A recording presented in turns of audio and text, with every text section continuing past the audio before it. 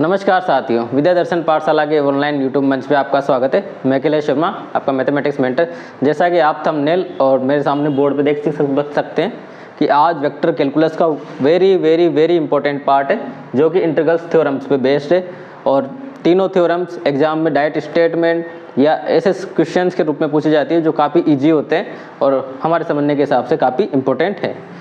साथ ही सूचना RPSC first grade second grade कि अगर आप तैयारी कर रहे हैं और आप चैनल पर नए हैं तो आप इन कक्षाओं का भरपूर फ़ायदा उठा सकते हैं। ये कंप्लीट कक्षाएं ऐसी है जो आपके कंप्लीट सिलेबस को देखते हुए बनाई जा रही है, और ग्रेजुएशन पोर्शन जो कि काफ़ी इंपॉर्टेंट होता है और काफ़ी पूछा जाता है, और स्टेटमेंट क्वेश्चन पूछे जाते हैं, जहां आपके टाइम सेविंग काम भी आती है, टाइम सेव करते हैं। तो उसी पोर्शन को लेकर आगे बढ़ रहे हैं।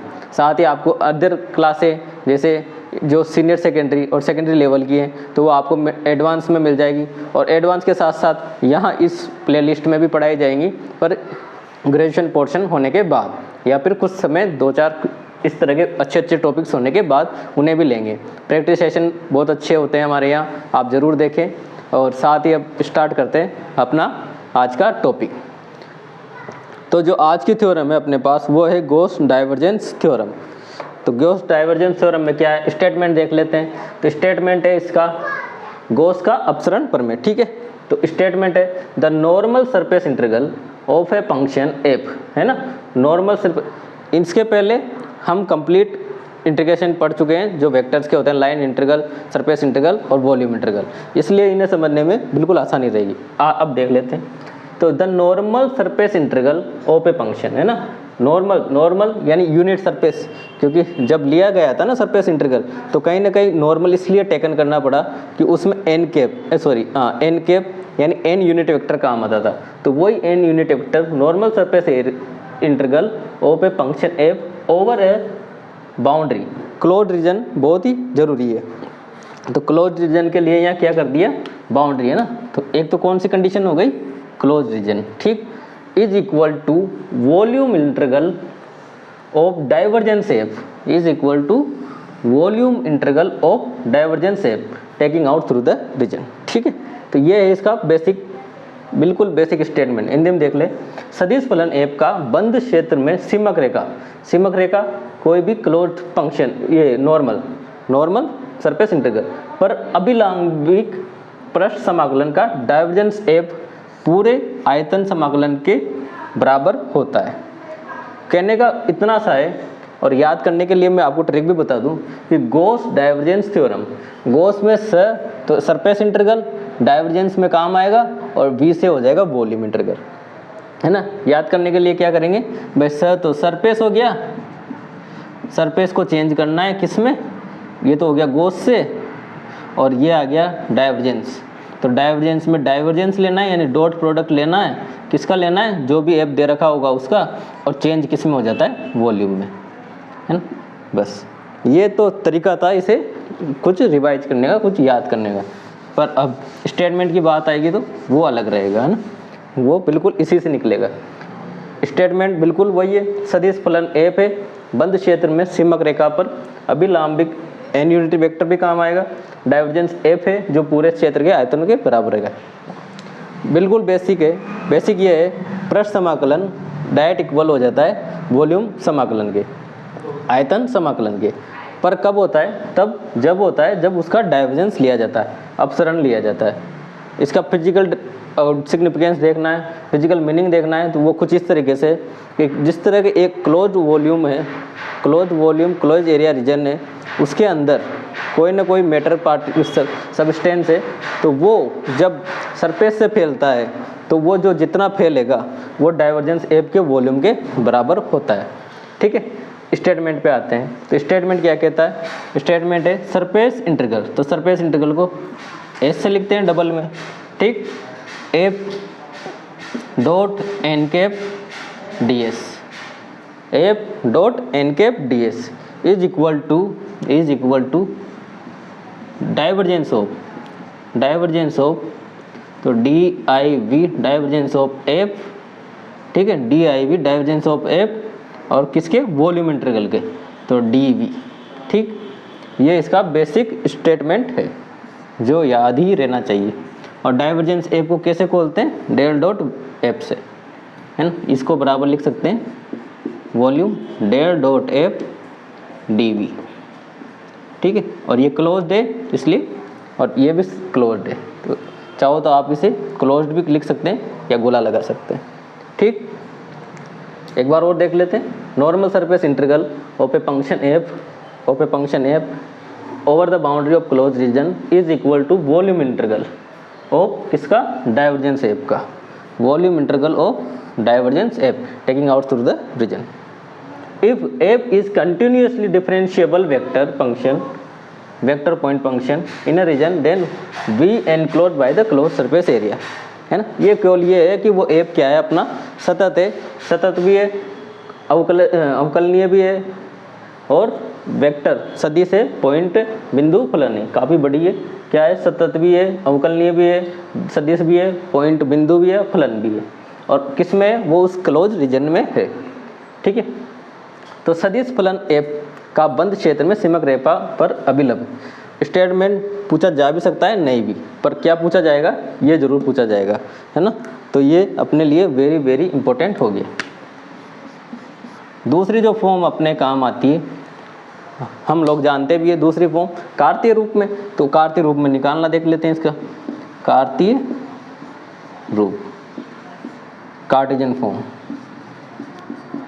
Cartesian form. तो कार्टेशियन फॉर्म में एफ को क्या ले लेंगे, F1 F2 F3, F1 आई कैप, F2 आई कैप, F3 आई कैप, ठीक है। तो F1 का तो क्या हो गया, डाइवर्जेंस निकाल लेते हैं, तो ये क्या हो जाएगा, इसको सरफेस इंटीग्रल बदलते हैं, एफ का तो हो गया F1 आई कैप, F2 जे कैप, F3 के कैप, ठीक है। अब क्या करना है, डाइवर्जेंस निकालना है ना। तो एफ का तो क्या हो जाता है, सरफेस है ना, एफ का हो गया F1, अब F1 n के साथ जाएगा, है ना, F1 किसके साथ जाएगा, n के साथ, तो पहले तो आ जाएगा dy dz, ठीक है, प्लस दूसरा F2 तो dx dz, तीसरा F3 तो dx और dy, ठीक है। ये क्यों लिखा, एन कैप पृष्ठ समाकलन में जब हमने पढ़ा था तभी देख लिया था कि जो एन कैप होता है वो कहीं ना कहीं उस पृष्ठ के नॉर्मल के इक्वल होता है ना, उसमें नॉर्मल होता है, यूनिट वेक्टर होता है नॉर्मल का, तो उसी वजह से अब डॉट करेंगे तो एफ का डॉट कर रहे हैं एन कैप के साथ। पहला मैंने पृष्ठ ले लिया क्या, एक्स वाई, तो एक्स वाई के साथ क्या आता है पृष्ठ में, जेड या माइनस जेड, तो माइनस के या के, माइनस के और के, तो उसके साथ एफ तो 0 हो जाता है, और बाकी जो डी वाई सॉरी ये वाला एफ के साथ, तो F3 के साथ क्या बचा, dx dy, है ना। इसी तरीके से ये तीनों की फॉर्म आ जाती है, ठीक। इज इक्वल टू, अब डेल डॉट एफ करना है, तो डेल डॉट एफ ये हो गया अपना डेल, ठीक है। अब इसको कर देते हैं del F1 upon del X, del F2 upon del Y, और del F3 upon del Z, ठीक है। Del F1 upon del X, del F2 upon del Y, और del Fn upon del Z, और वॉल्यूम का हो जाएगा क्या, dx dy dz। तो ये इसकी कौन सी फॉर्म आ गई, कार्तीयक, ठीक है। एक बार और देख लीजिए, सरफेस पृष्ठ समाकलन को किसके बराबर कर दिया, आयतन समाकलन के, और आयतन समाकलन के बराबर कब होगा, जब डाइवर्जेंस लेंगे। याद करने के लिए गॉस का सरफेस का, गॉस से सरफेस, डाइव से डॉट लेना है और v से वॉल्यूम इंटीग्रल में चेंज करना है, ठीक है। तो आप इसे देख लीजिए अच्छे से, और इसके बाद हम कुछ इसके इंपॉर्टेंट रिजल्ट्स देख लेते हैं जो कि एग्जाम में वैसे के वैसे पूछे गए या उन्हें थोड़ा सॉल्व करके पूछा जा रहा है, ठीक। तो अब हम एक एग्जाम्पल से इसे समझने का प्रयास करते हैं क्या है क्या नहीं है ना, और समझते हैं। गॉस डाइवर्जेंस, ये पिछली स्लाइड के स्टेटमेंट है जो वैसे के वैसे मैंने यहाँ लिख दिए, हो सकता है वहाँ आपको थोड़ा कटे पिटे दिखे हों क्योंकि बोर्ड पूरा भर गया था। तो आप देखिए सरफेस इंटीग्रल को वॉल्यूम इंटीग्रल में चेंज किया है डाइवर्जेंस यानी डॉट प्रोडक्ट लेते हुए, और डाइवर्जेंस किसका ले रहे हैं, संकारक डेल का, ठीक है। और इसके जो कार्तीय फॉर्म है कार्तीय रूप वो कुछ इस प्रकार है। अब ds क्या है, यहाँ ds एक एरिया है, किसी रीजन का एरिया, और एरिया में क्या करेंगे, एरिया में पृष्ठ लेंगे, और पृष्ठ का एन कैप क्या है, उसी पृष्ठ के अभिलंबिक यानी नॉर्मल है, यूनिट वेक्टर है। ठीक, तो ये अब क्वेश्चन देखिए आप, यदि f xi plus 2yj plus 3zk है तो f डॉट एन ds का मान, इसमें ऑटोमेटिकली हम समझ सक रहे हैं कि जो भी कंडीशंस है ना ऐप की वो सारी फुलफिल हो रही है, क्योंकि क्वेश्चन में पूछने वाले ने सीधा ही पूछ लिया। तो अब क्या करें, अब या तो इसे सोल्व करें, है ना। पहला ऑप्शन क्या आता है कि इसका f dot N D s solve करें। अगर गॉस थ्योरम याद नहीं होती, गॉस डाइवर्जेंस थ्योरम, तो इसी को सोल्व करते। और इसको कैसे सोल्व किया जाता, ये इतना सारा क्या, एफ का डी वाई डी जेड निकालते, फिर एफ टू का डी वाई डी जेड और डी एक्स के फॉर्म में, यानी 3 अलग अलग प्रकार से इसके पृष्ठ समाकलन करने पड़ते, डबल द्विघटी का समाकलन करना पड़ता है ना, डबल ऑर्डर इंटीग्रेशन। ठीक, अब ऐसा न करते हुए हम लोग जानते हैं कि एक जो थ्योरम हमें पता है गॉस डाइवर्जेंस, वो क्या है कि एफ डॉट डी एस, जैसे इसका सॉल्यूशन करेंगे तो सॉल्यूशन एफ, ये डबल का लगा दिए, f dot N D S is equal to होता है इसके वॉल्यूम इंटीग्रल के, और वॉल्यूम इंटीग्रल कौन सा, डाइवर्जेंस एफ। ठीक है, डाइवर्जेंस एफ, और इसे किस तरह के खोला जाता है, तो इसे वॉल्यूम इंटीग्रल,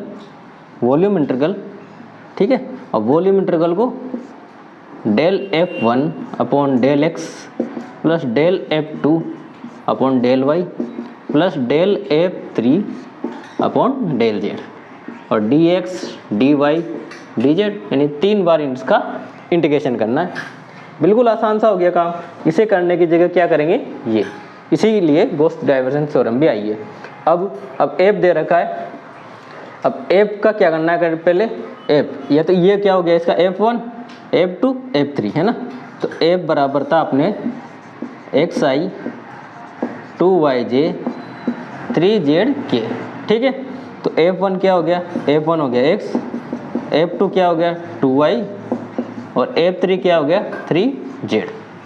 ठीक, यही दे रखा है f1 f2 f3 है ना, f1 f2 f3, ये कहाँ से निकल के आए, ये अपने यहाँ से f1 f2 f3, और यहाँ भी यही है। ठीक है, अब क्या करना है, अब करना है इसका डेल डॉट एक्स, है ना, तो इसी को मैं आगे बढ़ा रहा हूँ। तो अब ये वॉल्यूम इंटीग्रल का लगा दिया साइन, डेल एफ है ना, अब डेल एफ का करना है एक्स के अलोंग, तो क्या हो गया 1 प्लस डेल एफ टू, अब एफ टू क्या है 2y का करना है y के अलोंग, डिफरेंशिएशन कितना आ जाएगा 2 प्लस, और f3 क्या है 3z का क्या करना है डेल f के साथ डेल z के साथ, तो डेल z का ये 3। अब देखिए जो ऑप्शन दे रखे हैं वो v के फॉर्म में दे रखे हैं, तो यानी वॉल्यूम है, तो इसको क्या लिखूँ मैं, ये dx dy dz, इसी को डायरेक्ट dv लिख देता हूँ, है ना। अब dv लिखते ही 3 जगह इंटीग्रेशन ना करते हुए एक ही इंटीग्रेशन करना है मुझे, तो क्या हो जाएगा कि ये v और ये कितना हो गया 6v 6 dv। अब इसका इंटीग्रेशन करेंगे तो 6 तो बाहर आ जाएगा, और dv का होगा इंटीग्रेशन, तो dv का क्या हो जाएगा v, और 6v अपना आंसर। ऑप्शन में देखिए ऑप्शन सी करेक्ट। ठीक है, एक बार और समझ लीजिए क्या किया, f दे रखा था, f dot N D s निकालना है, ये निकाल रहा है, तो अब ये इतना सारा लंबा पोर्शन करना पड़ता, तो हमें पता है कि इसकी वैल्यू किसके बराबर होती है, डाइवर्जेंस एफ के गॉस डाइवर्जेंस थ्योरम से, बाय गॉस डाइवर्जेंस थ्योरम, है ना। तो direct by Gauss divergence theorem हमने वैल्यू डायरेक्ट वॉल्यूम निकाल लिया।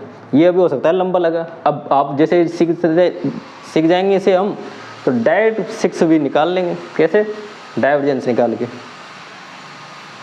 तो साथियों ये कुछ इंपॉर्टेंट रिजल्ट्स हैं अपने, जो कि कहीं ना कहीं हर एग्ज़ाम में रिपीट होकर आ रहे हैं, है ना। तो इन्हें तो याद रखना ही है, और याद के साथ साथ इनका डेरिवेशन हम क्वेश्चनों में भी काफ़ी अच्छे से करेंगे। तो ये अपने लिए इम्पोर्टेंट पोर्शन हो जाता है कि ये कहीं ना कहीं हर एग्ज़ाम में पूछे जा रहे हैं। क्या है ये इम्पोर्टेंट रिजल्ट, एक देखिए आप, n cross F D S दे रखा है, तो डायरेक्ट वॉल्यूम इंटीग्रल में कैसे चेंज करेंगे, डेल क्रॉस एफ, एन को क्या रिप्लेस कर दिया डेल से, n del cross F d v. ठीक है, सेकेंड, अब यहाँ क्या है एन एफ है, एन एफ ये तो फॉर्म ही हो गई किसकी, फर्स्ट गॉस डाइवर्जेंस थ्योरम की, उसको उल्टा भी पूछ लेता है वो ना, तो ये तब भी क्या रहेगा, del dot f d b. ठीक है। थर्ड देखिए, इसमें एफ ही गायब है, तो एफ गायब है, इसकी वजह से क्या हो गया, जीरो, है ना, क्योंकि उसी का तो क्या होता है, डिफरेंशिएशन, डाइवर्जेंस निकालना पड़ता है, और डाइवर्जेंस निकाल लेंगे तो क्या हो जाएगा, वो जीरो हो जाएगा। ठीक, तो ये भी एक इम्पोर्टेंट है।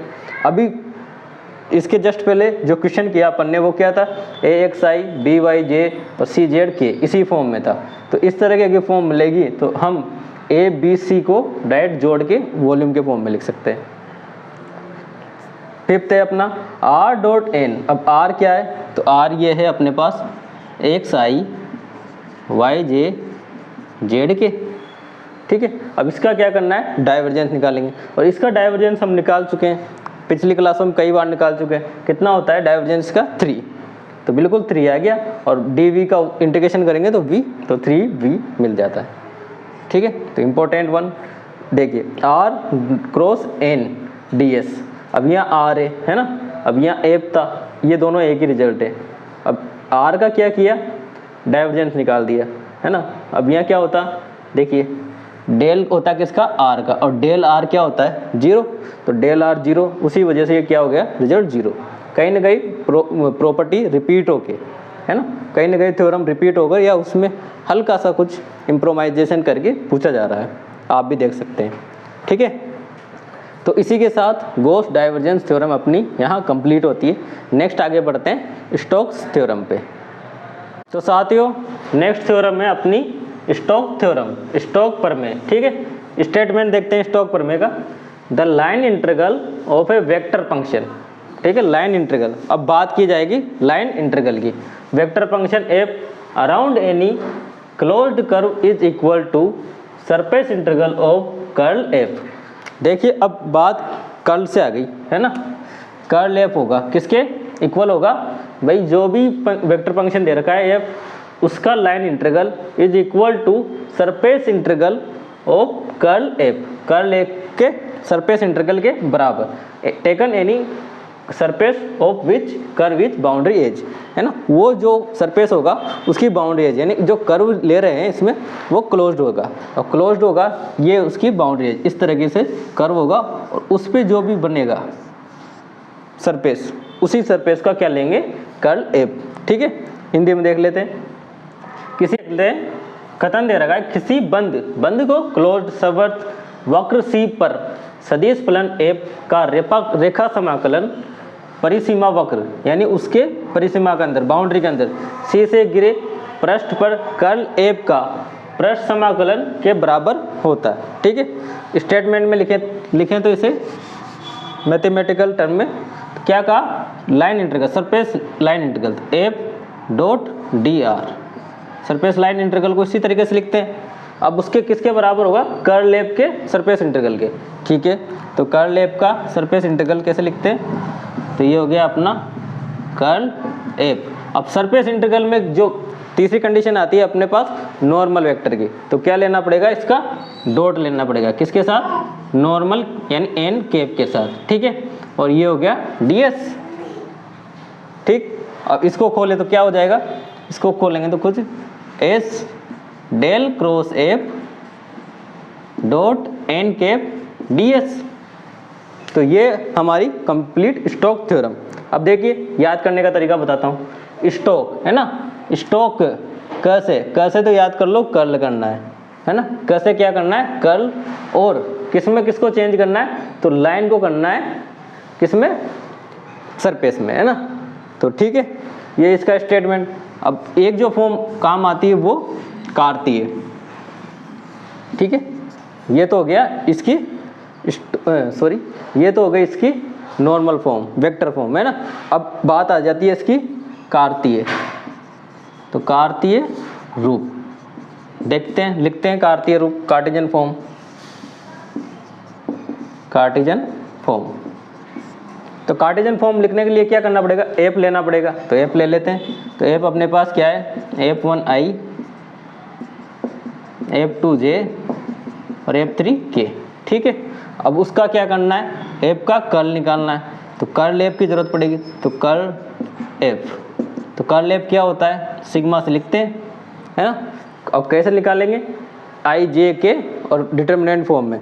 तो क्या निकल के आएगा, curl f del f three upon, अब देखो एफ थ्री किसके साथ जाता है, वाई के साथ, y minus del f two upon del x z, और ये किसका आएगा, आई के एफ का, ठीक है ना। ये किसका आएगा, आई के एफ का। याद करिए, डेल क्रॉस एफ निकाल चुके हैं हम आगे, है ना। तो अब ठीक है, डायरेक्ट वो लिख लेते हैं स्टेटमेंट इसी को। तो क्या हो गया, एफ डॉट डी आर, तो एफ डॉट डी आर, तो F one F two F three, और डी आर क्या है, डी आर लाइन इंटरवल है। लाइन इंटरवल में तो डी आर क्या होता है, डी एक्स डी वाई और डी जेड, है ना, D X D Y D Z.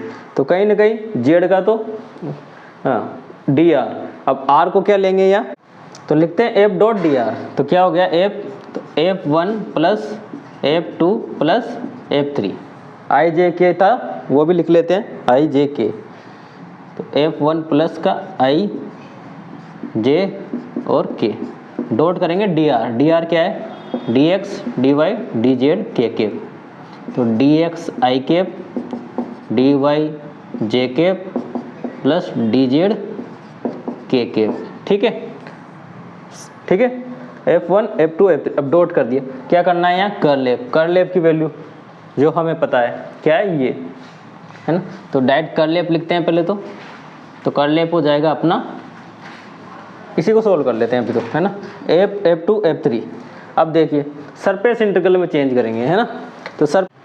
तो नेक्स्ट जो आता है, यहाँ एक बात समझने वाली है अपने एन कैप की, है ना। एन कैप क्या लेना है, अब देखो सरफेस इंटीग्रल में नॉर्मल देते हैं, अभिलंबिक लेंगे। अभिलंबिक के लिए एन कैप यहाँ होगा अपना के कैप, एन कैप किसके बराबर हो जाएगा, के कैप, और साथ ही डी एस हो जाएगा डी एक्स डी वाई, है ना। तो क्या हो गया, डी जेड बराबर 0।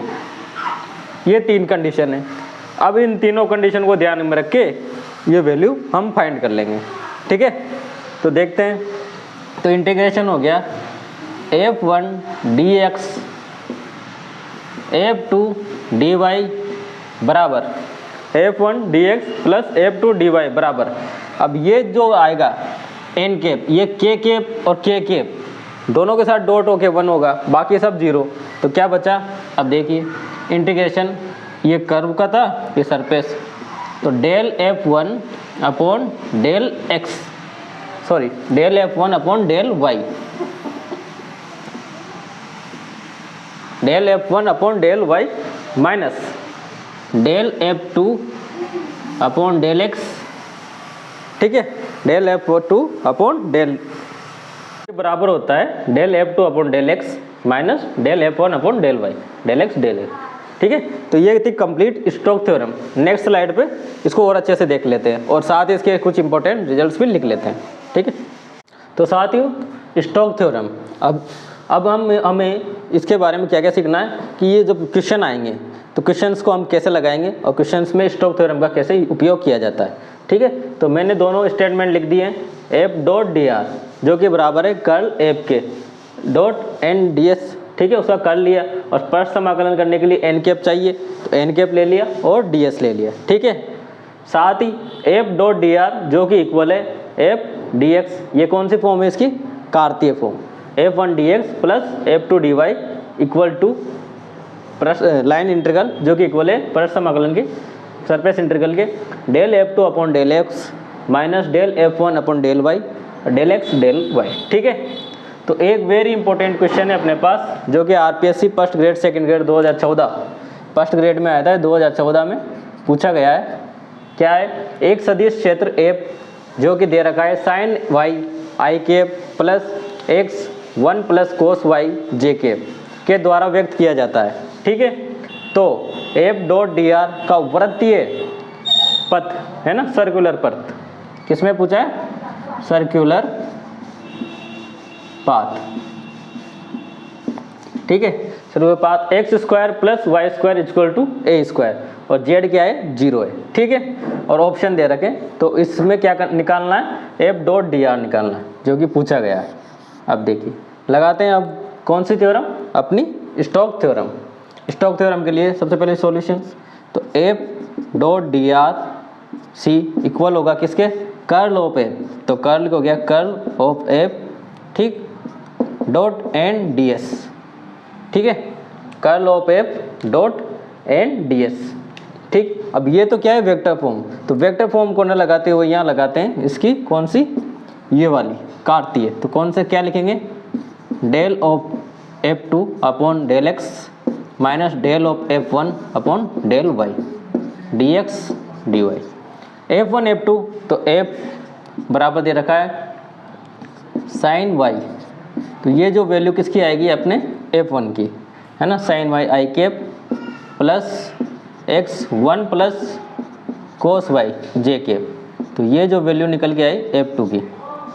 F1 पता है, F2 पता है, क्या करना है, डिफरेंशिएशन करना है ना, तो डायरेक्ट करिए, तो क्या हो जाएगी value, del integration del F2 कहाँ है, ये इसका डिफरेंशिएशन करना है किसके रेस्पेक्ट में, x के रेस्पेक्ट में, तो ये तो कांस्टेंट है, ये क्या है x, तो x का 1, तो क्या आ गया निकल के 1 प्लस कोस वाई, ठीक है, 1 प्लस कोस वाई, क्योंकि बाकी को तो कांस्टेंट मानना है, तो ये कांस्टेंट और x का करते ही 1 हो गया, तो 1 प्लस कोस वाई, ठीक।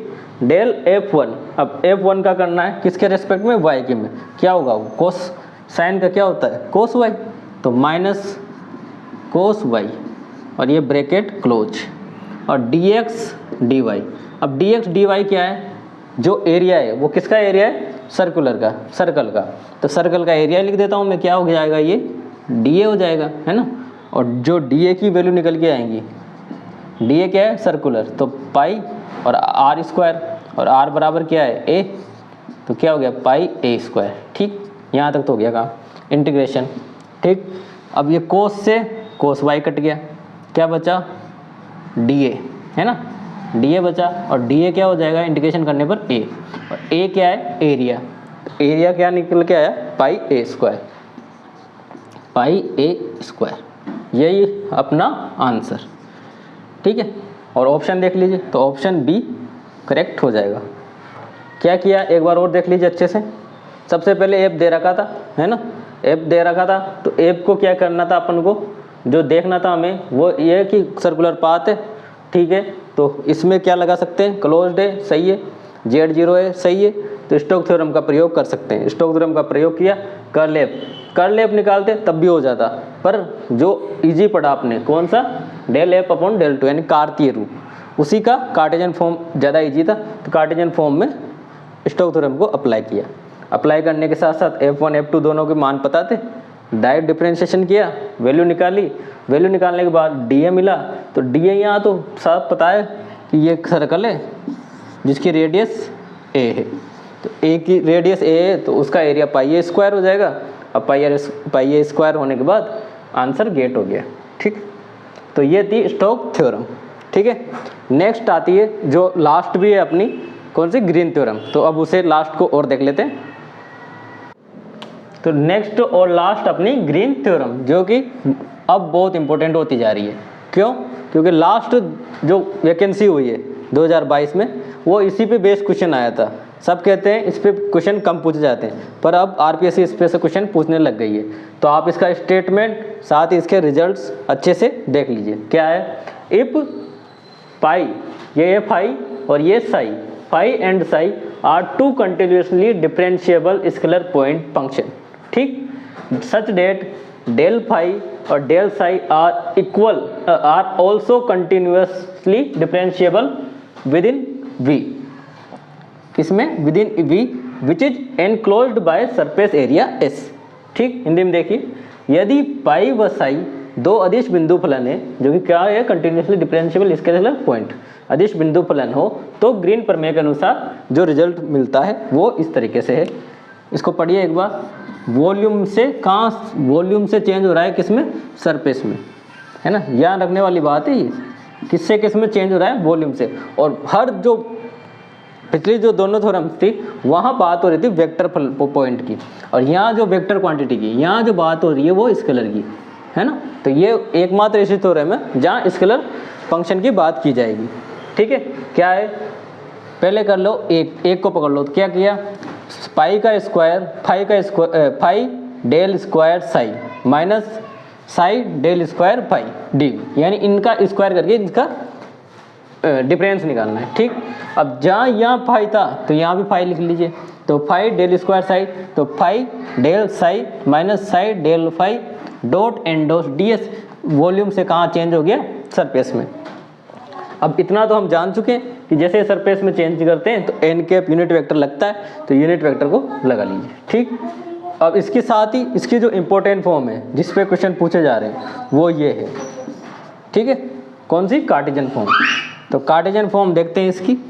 तो कार्टेशियन फॉर्म है, यदि सी दे रखा है, एक्स वाई समतल में एक सतत वक्र कंटिन्यूस है, बंद है, क्लोज्ड है, वक्र है जो क्षेत्र एस को घेरता है तथा पी व क्यू एक्स वाई के दो अवकलनीय फलन है ना। तो पी जो है वो एक्स वाई की टर्म में कोई फलन दे रखा है, क्यू भी एक्स वाई की टर्म में फलन दे रखा हो, तब क्या होता है, क्यू का डिफरेंशिएशन करेंगे एक्स के रूप में, माइनस पी का डिफरेंशिएशन करेंगे क्यू के रूप में, क्यू के रेस्पेक्ट में, और साथ ही इंटीग्रेशन कर देंगे डी एक्स डी वाई के रेस्पेक्ट में। जब जो मिलता है वो इक्वल होता है, देखो वॉल्यूम से कहाँ जा रहा है, सर लाइन में। देखो कार्तीय फॉर्म में देखते हैं इसकी जब कार्तीय फॉर्म देखते हैं तो लाइन मिलता है, इधर जब वेक्टर फॉर्म देखते हैं तो सरफेस में, वॉल्यूम से सरफेस में, और सरफेस से ये सरफेस से लाइन में। ठीक है, तो P D X plus Q D Y है ना, डायरेक्ट स्टेटमेंट आता है और अच्छे से इनको देखना है। क्या होता है, क्यू के रेस्पेक्ट में क्यू का डिफरेंशिएशन किया एक्स के रेस्पेक्ट में, पी का डिफरेंशिएशन किया वाई के रेस्पेक्ट में, इनका difference Q D Y D X integration is equal to P D X plus Q D Y है ना। तो यहाँ क्यू, तो इधर क्यू डी वाई, मतलब यहाँ रेस्पेक्ट में देखो, यहाँ किसके रेस्पेक्ट में किया, डी वाई एक्स के रेस्पेक्ट में, तो इंटीग्रेशन किसके रेस्पेक्ट में करना है, वाई के रेस्पेक्ट में। तो याद करने की ट्रिक है ये। ठीक है, तो ये थी ग्रीन प्रमेय, देख लीजिए एक बार और अच्छे से, आप इनके स्टेटमेंट ध्यान रखने। और इसी के साथ जो है थ्योरी पोर्शन वेक्टर कैलकुलस का यहाँ अपना ख़त्म होता है। ठीक है, अब इस पे कुछ इम्पोर्टेंट क्वेश्चंस, और साथ ही ऐसा कहा जाता है और कहा क्या जाता है, हम लोगों को पता भी होता है कि थ्योरी हम चाहे कितनी भी पढ़ लें, जितनी भी पढ़ लें, थ्योरी पढ़ने से जब तक क्वेश्चन आंसर न्यूमेरिकल नहीं लगाएंगे, थ्योरी अपने लिए वेस्ट है। क्यों, क्योंकि कहीं ना कहीं एग्ज़ाम में टाइम की पाबंदियाँ होती हैं, तो टाइम के लिए क्वेश्चन आंसर लगाना बहुत इंपॉर्टेंट है। तो नेक्स्ट क्लास में इस पे और इनसे पहले जितनी भी थ्योरी पढ़ चुके हैं वेक्टर कैलकुलस की, उन सभी पे एक दो प्रैक्टिस सेशन जरूर करेंगे। तो नेक्स्ट वीडियो में आपको प्रैक्टिस सेशन मिलेंगे। तो आप अब इस क्लास, अगर क्लास अच्छी लगी हो इसे लाइक कीजिए, सब्सक्राइब कीजिए, शेयर कीजिए, अपने दोस्तों को बताइए, अपने साथियों को बताइए, ऐसे लोगों को बताइए जो कहीं ना कहीं बीएससी पार्ट, पर सेकंड थर्ड, आरपीएससी मैथ्स की वगैरह की परीक्षाओं से जुड़े हुए हों। साथ ही आपके साथीगण जो कक्षा 10वीं 12वीं में हों, तो हमारे द्वारा वो भी क्लासें चलाई जा रही है, तो आप उन्हें भी रेफ़र कर सकते हैं, अपने दोस्तों को बता सकते हैं कि वो उनका फ़ायदा उठाएं। आप लोगों ने मुझे सुना, इसके लिए धन्यवाद। वीडियो जैसा भी लगा हो कमेंट ज़रूर करें। Thank you.